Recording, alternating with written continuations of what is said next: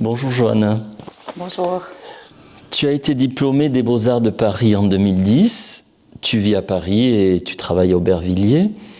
Tu oscilles entre création personnelle et projet collectif et tu es impliquée dans l'association Abraço que tu as co-créée.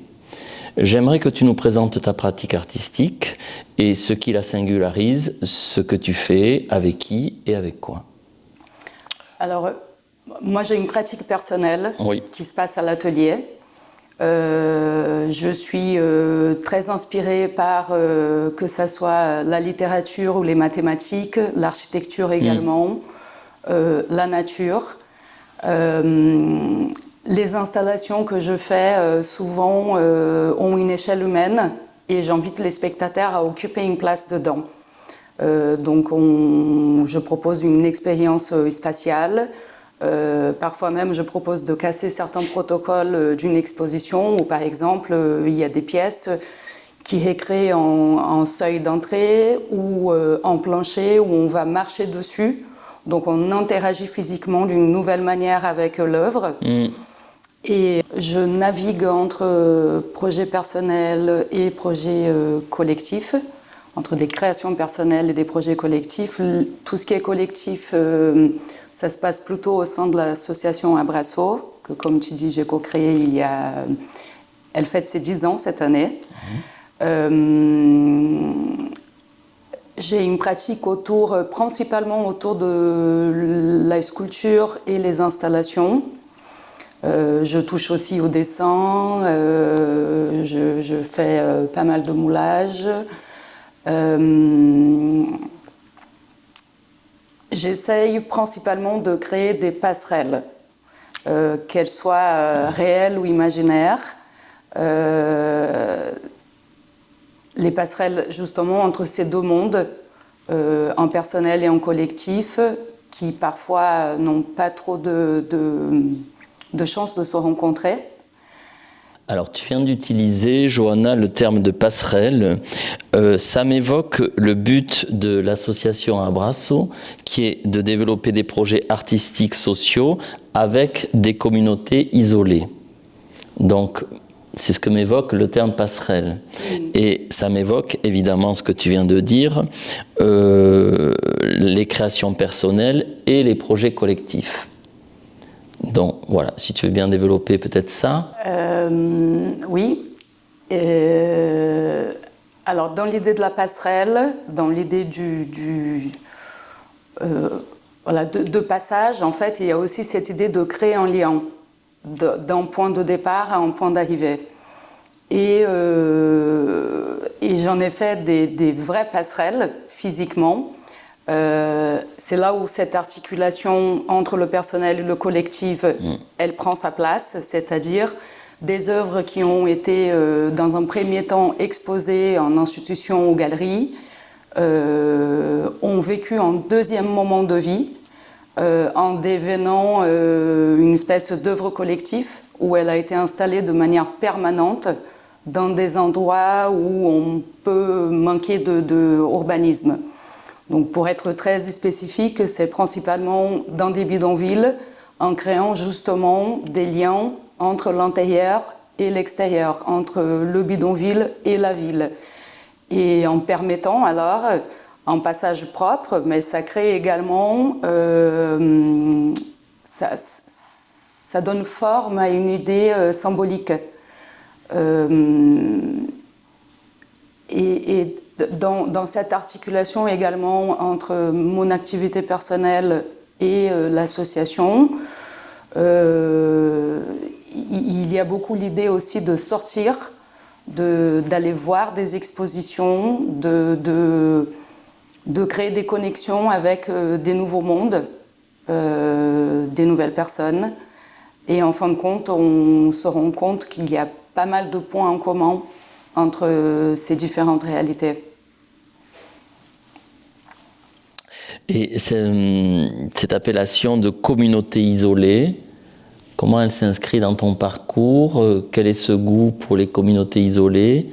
Qu'est-ce que tu as envie de faire avec ce terme-là et ces publics-là? Alors au début, ça a été des différentes rencontres que j'ai réalisées qui m'ont mené à travailler avec des habitants qui vivent en situation de bidonville. Les communautés isolées avec lesquelles je travaille sont principalement ces habitants-là. D'accord. Je pense qu'il y a ce fond de vouloir donner les mêmes chances à ces personnes que du fait d'être isolées, parfois n'arrivent pas à faire ses premiers pas. Oui.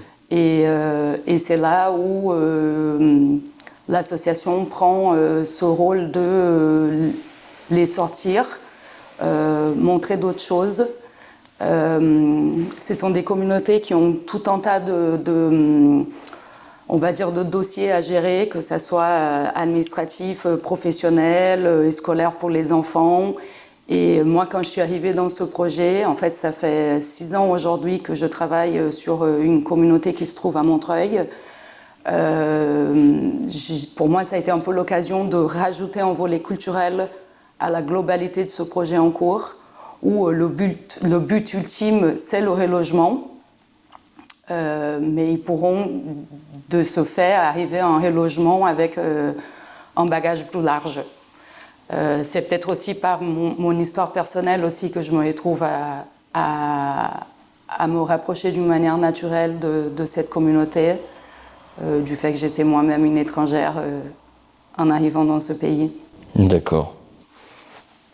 Pour ce séjour de recherche au Bel Ordinaire, ton intention était de travailler le dessin et la sérigraphie, et notamment une série de dessins déjà existantes que tu voulais faire évoluer et qui superposent des éléments urbains sur un environnement de montagne.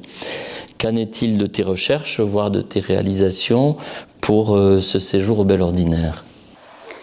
Alors, j'ai voulu profiter de ce moment ici pour justement pouvoir me consacrer plus au dessin. En fait, le dessin dans ma pratique est un outil de travail. Pour tout ce qui est sculpture ou installation, il y a du dessin, mais pas de manière autonome. Et c'est vrai qu'au cours de ces années, de temps en temps, je prenais des espèces de pauses, des petits moments de repos. Et petit à petit, j'ai commencé à avoir cette espèce de série en continu depuis plusieurs années où j'inventais des architectures et depuis quelques années, des éléments naturels ont commencé à rentrer aussi dans cette recherche, notamment les montagnes, d'après ce que j'arrive à voir, il y a 2 sources principales. Déjà, c'est que j'ai grandi dans une région montagneuse et je fais partie de ceux qui ont vécu le confinement en ville et qui ont eu envie de vert. Et donc, ces souvenirs me sont remontés et les montagnes ont commencé à se mélanger à des architectures. Alors là aussi, on retrouve 2 éléments, c'est-à-dire l'un qui est créé par l'homme, l'autre qui est créé par la nature, qui en se mélangeant, je souhaite aussi nous faire se questionner sur les interférences qu'on peut porter sur le milieu naturel. C'est-à-dire des poteaux lumineux qui peuvent se retrouver dans des chaînes montagneuses, ou les éoliennes, ou comment on appelle les plaques solaires, qui sont, oui, certaines des énergies renouvelables, mais je trouve que c'est quand même important qu'on se pose la question de l'impact sur le paysage. Tu as ouvert d'autres chantiers, d'autres projets pendant ce séjour ? Alors j'ai eu une surprise. Depuis le début du séjour, j'ai pu faire une visite au Bardenas Reales. J'aime bien cette idée d'aller rendre visite aux montagnes. En Navarre. En Navarre, dans le tout Pays à fait, Basque en Espagne. Sud. Et de ce petit séjour, j'ai retrouvé une terre assez argileuse que je ne m'attendais pas. Donc je suis revenue avec quelques échantillons de cette terre que j'ai pu ensuite la travailler et la rendre, on va dire, en argile pure, nettoyer et à nouveau la rendre de manière argileuse pour ensuite faire ce que j'appelle les montagnes de poche. Donc c'est des tout petites sculptures que l'on voit à ta main droite. Qu'on voit à ma droite et que je souhaite dans quelques jours les faire cuire dans le feu directement.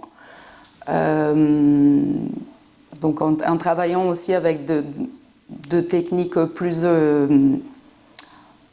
informelles de cuisson. D'accord. Je te souhaite une bonne fin de séjour au Bel Ordinaire. Merci.